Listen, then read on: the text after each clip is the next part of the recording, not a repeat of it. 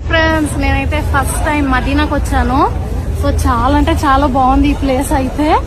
అంటే non Muslims అసలు ఎలా చేస్తారో చెయ్యరో అనుకున్నాను, కానీ ఎలా చేశారు. అండ్ నేను లోపలికి మెయిన్ बिस्मिल्लाहिर्रहमानिर्रहीम। आपने इस औरत की बातें सुनी कि ये मस्जिद नबवी के साथ है और ये है गैर मुस्लिम। आप हैरान होंगे कि गैर मुस्लिम मस्जिद नबवी में कैसे जा सकते हैं।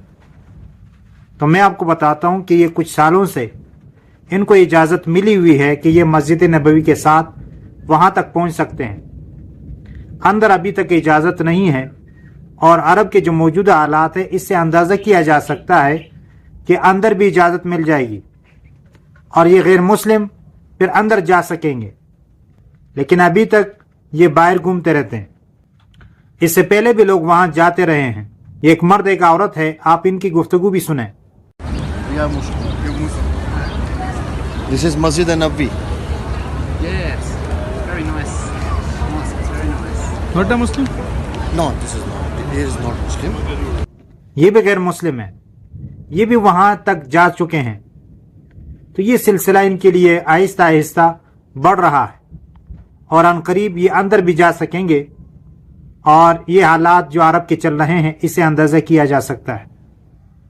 लेकिन हम लोग जो तड़प रहे हैं और हमारी एक ख्वाहिश है कि हम वहाँ तक पहुँच सकें और हम भी मस्जिद नबवी और इस तरह मक्का में जा सकें और इसकी ख्वाहिश करते हैं, लेकिन अभी तक हम नहीं जा सके।